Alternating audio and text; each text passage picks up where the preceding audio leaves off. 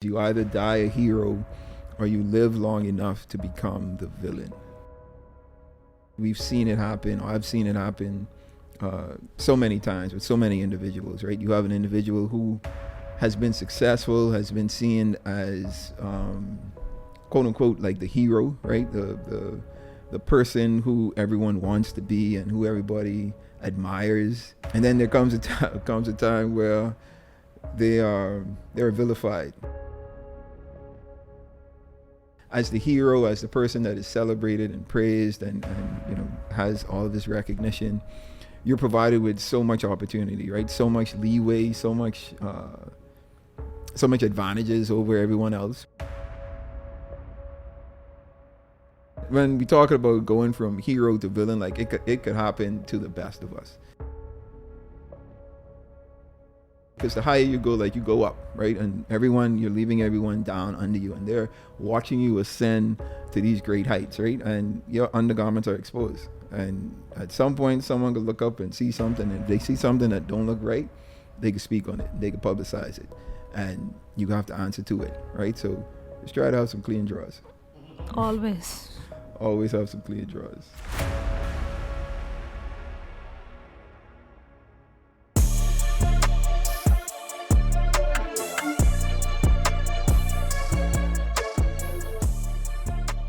All right, what's up, everyone? Welcome to the new episode of the Miles Hype Podcast. This is Miles Jr. I'm your host. And as always, the vision and goal of this podcast is to entertain, educate, and elevate you miles high above your fears, your doubts, and any limitations that you may think exist. Always knowing that those limitations only exist in your mind. All right. We trust everyone is doing good out there. Pray that you have are having a good week, a good month, a good year up until this point. I want to have a conversation. About heroes and villains.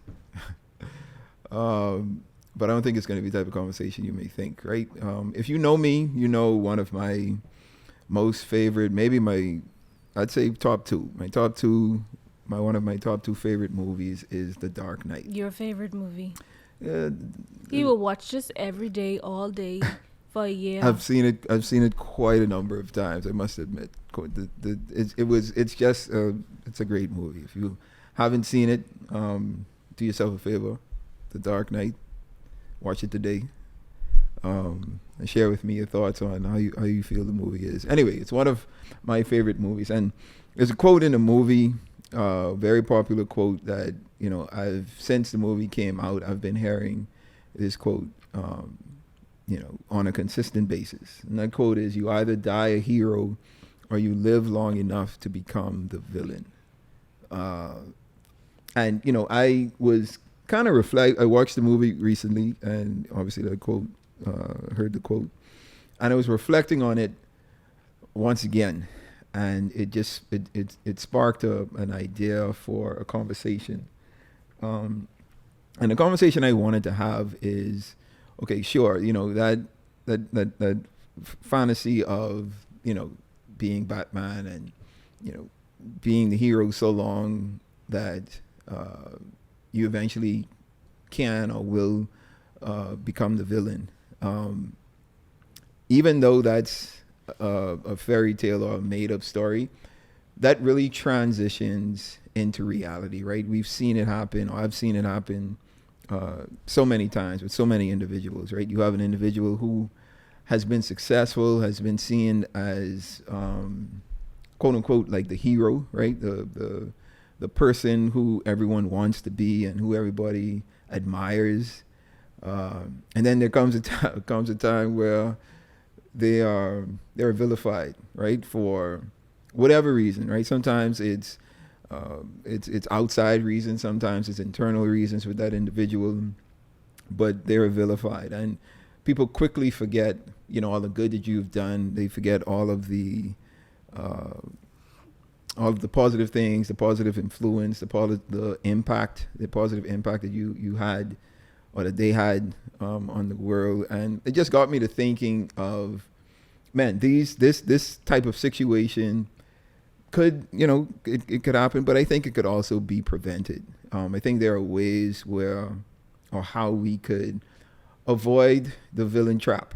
And as hard as it may be, right, the bigger the hero you become, the easier it is for you to become a villain, right? Because as the hero, as the person that is celebrated and praised and has all of this recognition, you're provided with so much opportunity, right? So much leeway, so much advantages over everyone else, right? You because you're the person who is in high demand, right? You help do so much for others, whether it's other organizations, other individuals, other persons. And then they allow you favor. You get all of these things that come along with the recognition and the celebrity that you have.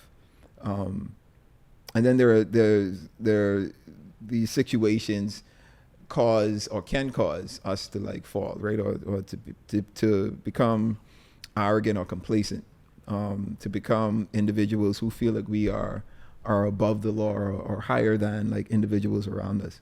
And that's usually where, the pendulum starts to tip and it swings in a different directions and we experience, unfortunately, the negative aspect of the hero that they have attained. And there are always some factors that contribute to the descent of a hero, right? A lot of the times it's personal flaws. And I mentioned, before, it could be external pressures, like people outside of them just putting so much on them, putting so much on their lives that they turn to other vices, right? Whether it be drugs, whether it be alcohol, whether it be other personal ills that they may have come across throughout their journey. And then they have moral dilemmas, right? They lack the morality of doing unto others as you have them do unto you, putting people before you, treating people how you want them to treat yourself. There's these factors that can contribute to the demise of a hero. And I think as individuals, like we all want to be successful in life, right? And sometimes that success affords us the ability to have a lot of influence and a lot of power in different areas of life, in different aspects of society.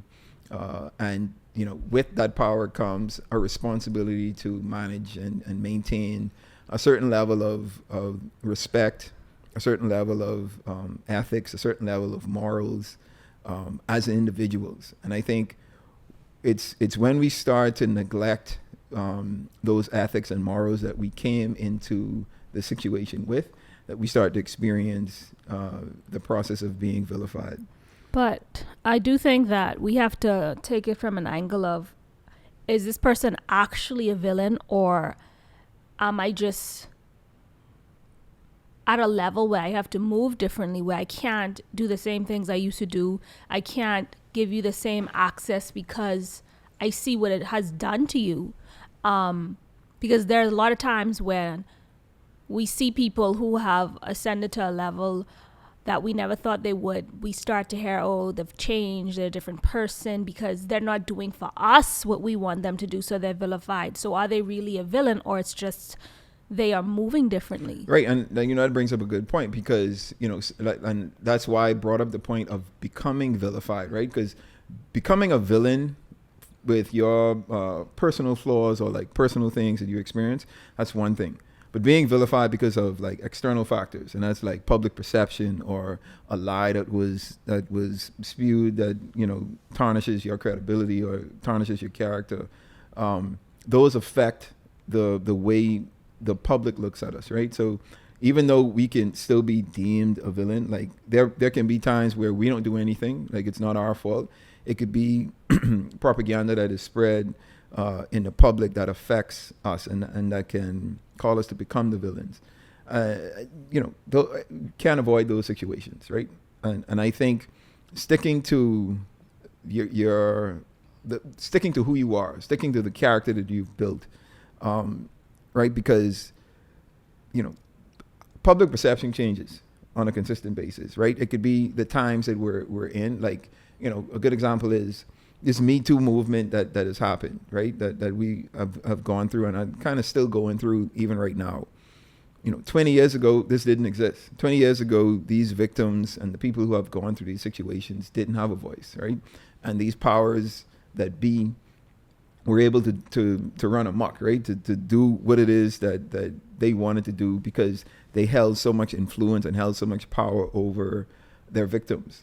And, that encompasses the personal flaws that we're discussing about, right? Because you can become the villain because of the flaws that you have. And I think a lot of the times, like when we become successful and we gain a lot of these things that come along with success, it only heightens our flaws, right? It doesn't create flaws. Like, I don't think there's anyone that is operating in a negative sense or operating as someone who doesn't appear to be, a law-abiding citizen or a good citizen of any society.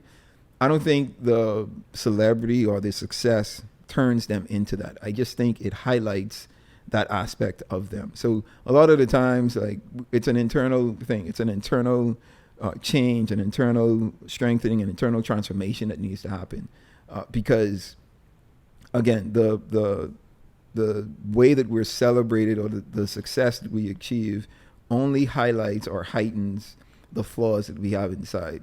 And, babe, you and I have this conversation all the time. Like, I am always thinking about and conscious of my flaws. I try to understand who I am, right? I try to have a lot of self-reflection and understand, like, where are my weaknesses, what trigger me, the things that I need to work on, the things that I need to avoid, to not put myself in situations that could cause, everything that I've been working on and building up until this point to become obsolete. It's crazy how one decision that we make could change everything. And I think, that's the almost biggest drop that most heroes could experience, right? In just making one bad decision. Like, you could look at Will Smith, right? Used to be loved. I don't even think he's still loved. Yeah, but not as much as he. I think he used to be loved. I think he's loved. He just had a lapse in judgment. One lapse? You think it's one lapse? Yeah, I mean, not one lapse, bro. I think he'd. I think, like, the person or the persona that he was giving off from, like, bro, who don't love the Fresh Prince of Bel-Air? Well, I think the black folks still love Will Smith because I think we understand. Yeah. Right. We understand. At least, let me not say we. Let me personalize it. Like, I only could imagine the pressure that he was under, like, at that time, at that age, being so successful, and then still trying to be that person when that's not really who you are, right? This is someone that you personified on TV, that people loved and people related to, and we just assumed that that's who you were. And, obviously he was an entirely different person, but he had to kind of live in this persona and bring that into reality. And I think that's what kind of affected him the most, right? And that's why I say, like, we have to understand who we are. We have to separate the myth from, like, the actual person.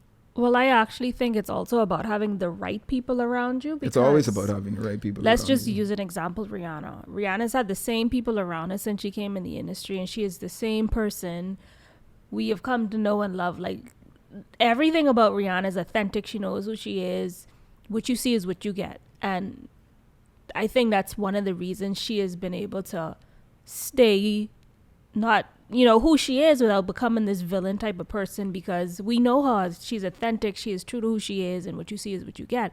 And it's also about the people around you holding you accountable and ensuring that you don't make missteps or you don't, get too big for your head and stuff like that. Yeah, but I mean, you sometimes the people that we put around us for a reason, right? So a lot of these persons or these heroes have a team around them that are a bunch of yes men. Like, no, but I mean, like, people who you come from the ground up with. Like, she's always with her best friend who came with her from Barbados.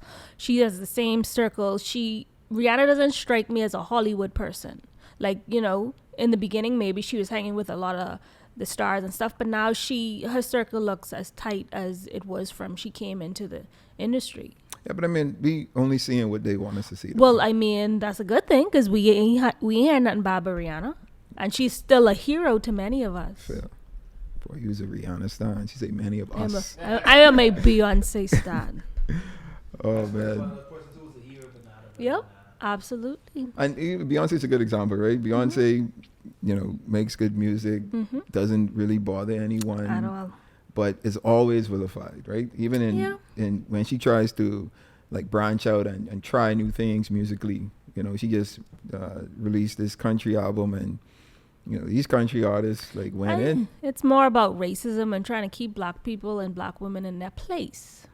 Fair, but I mean, I think it has a lot to do with the jealousy and envy of her coming into their genre, and obviously gonna do much better than they've been trying to do all of these years. So all of that is involved. Like, you could be the sweetest person, you could be the nicest person, you could do things the right way, but you just rub a segment of society the wrong way, and they spew these propagandas, they spew these lies about you that can affect or tarnish your reputation, and it could affect your public perceptions, which could cause you to become a villain at some point. Yeah, and I think it's also true too, because the media is responsible for so much of it, because like we see with a lot of the sports guys, a lot of these, like when Shaq used to do Shaq in a Fool, and his comments and stuff used to cause the guys to not get it. I think it is like him kind of influencing their contracts or whatever. Well, it was JaVale McGee. Yeah. Like JaVale McGee, and bro, this is part of the reason why I don't always like the way these black sports commentators, specifically former athletes, like how they talk about current players or like these younger players, right? Because like it's almost as if like y'all forget that you guys were that age at some point, and we live now in a different day and age where everything is seen. Like there's a camera phone just about everywhere, right? And whatever you do, it's a chance that it's going to be recorded and exposed at some point. And I feel like, to your point, with Shaq doing Shaq and the Fool, and like constantly spewing these negative comments about JaVale McGee, it literally affected the perception of teams on JaVale, right?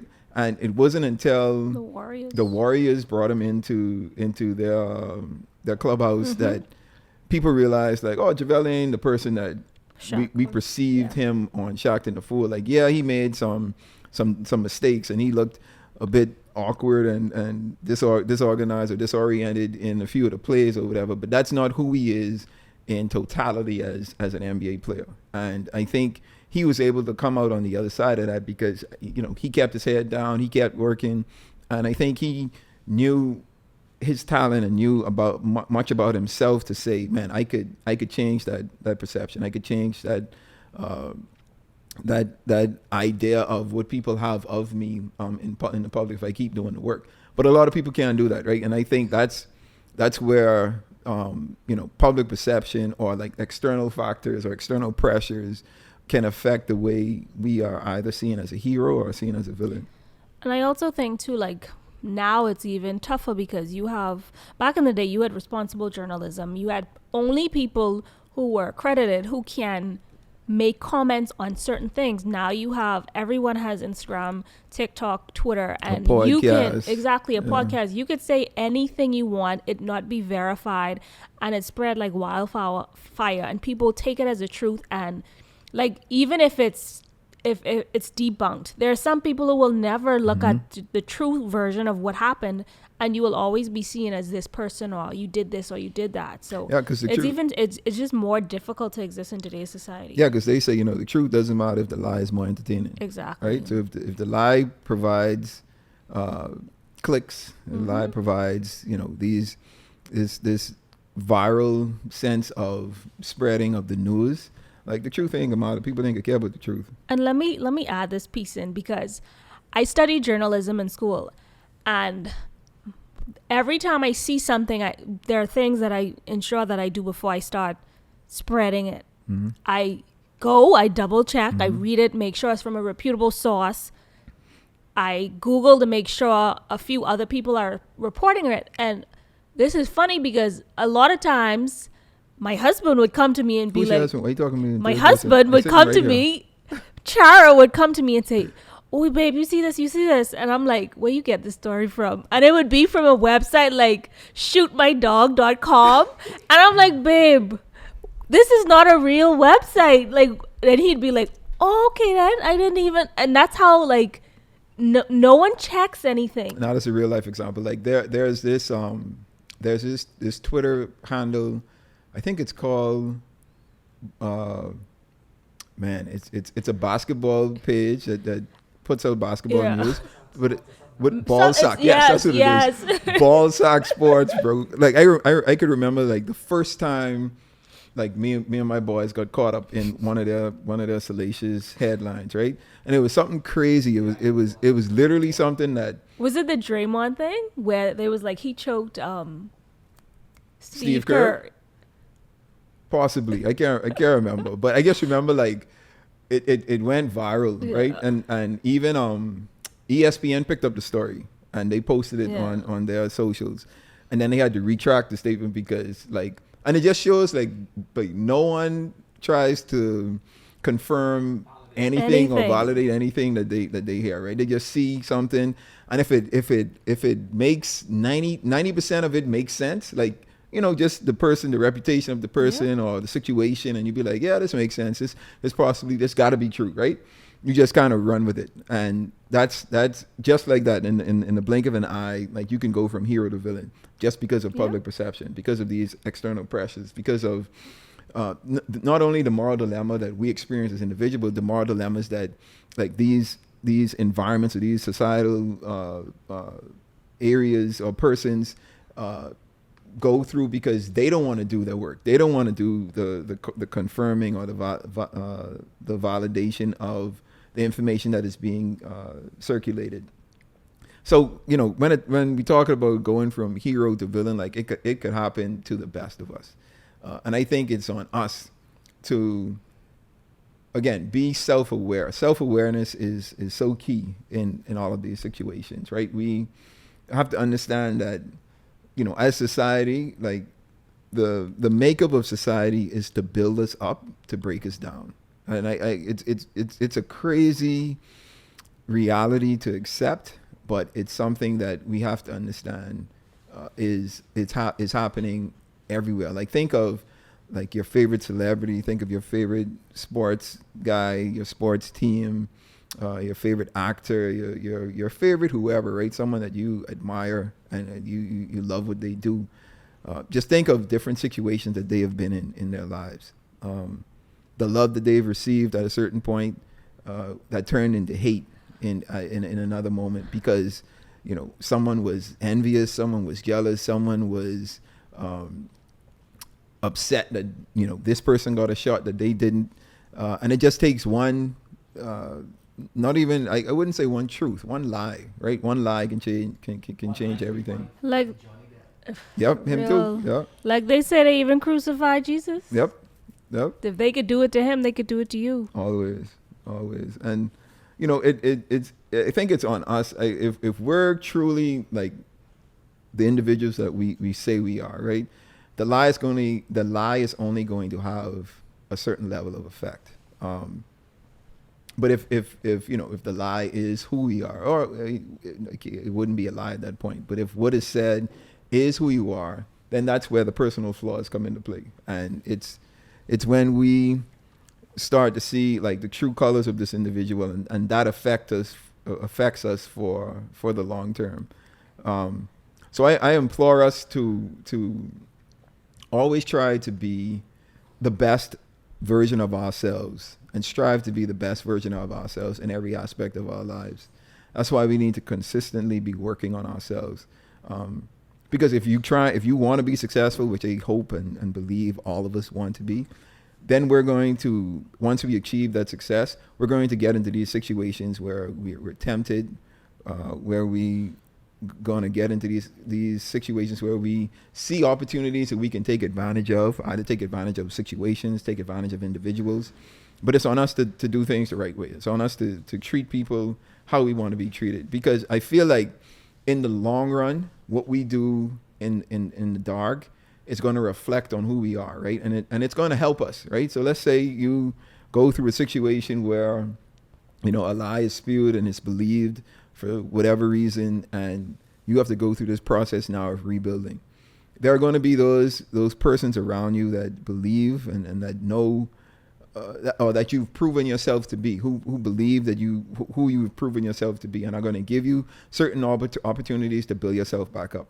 And, you know, chances are you're going to be much stronger in that build than you was in the build before. But the onus is on us to be prepared and to be, you know, to be nearly flawless, right? And again, we're not going to be flawless individuals. We're not going to be perfect, but as close to perfect as we could be. And I think the way we can get to perfection is just being aware of what we aren't good at, what we aren't perfect at. Like, be aware of our flaws, be aware of the things that we need to work on, be aware of the things that trigger us. And I think as we consistently continue to work on those and develop ourselves and strengthen ourselves in those areas, then when the hard times come, because we have now perfected our close to perfected ourselves in those areas, that's going to pull us through those hard times. But again, it's on us to be aware that, and to know that, hey, if you could be the hero today and the villain tomorrow, you know, life is seasonal. The world works in a cycle. And, you know, the world builds you up to break you down, and they enjoy breaking you down more than they do building you up. So just staying true to you and just being a good person, man. I think the person who we are, right? It goes a long way. The positive effect we have on individuals, it goes a long way. And I think that's how we build a long-term success and become the hero that we know we could be, and we can be that for a long period of time. All right. Want to say something, babe? No, it reminds me of a quote your dad said: the higher you get, the more people see your underclothes, so you better wear clean underclothes. Gotta have on clean drawers, bro. Everyone's seeing your dirty drawers. And, you know, that's such a relative quote to what we're talking about, right? Because the higher you go, like, you go up, right? And you're leaving everyone down under you, and they're watching you ascend to these great heights, right? And your undergarments are exposed. And at some point, someone could look up and see something. And if they see something that don't look right, they can speak on it. They can publicize it. And you have to answer to it, right? So just try to have some clean drawers. Always have some clean drawers. So that brings us to the point of the part where I leave with you a milestone. And the milestone for today is: every hero is a villain, and every villain is a hero. It just depends on who you ask. Again, I think that the perception of a hero and the perception of a villain is just based on who we are, where we are, who's around us, who's looking at us, who's speaking, who's spreading the news. So just understand that that's not really something that you have control of. Like, we could want to be perfect. We could want to be the hero in different situations. But we could easily be the villain. But what they can change is who we are on the inside, right? So continue to build your character, continue to build the person that you are, the person that you want to be, the person that you see yourself being, who influences, who impacts, and who positively affects those around them. And I think as we continue to do this, we will, even if we are vilified, we'll always come out on top as the hero. All right. So that brings us to the end of this pod. Again, hopefully I shared some good insights with you.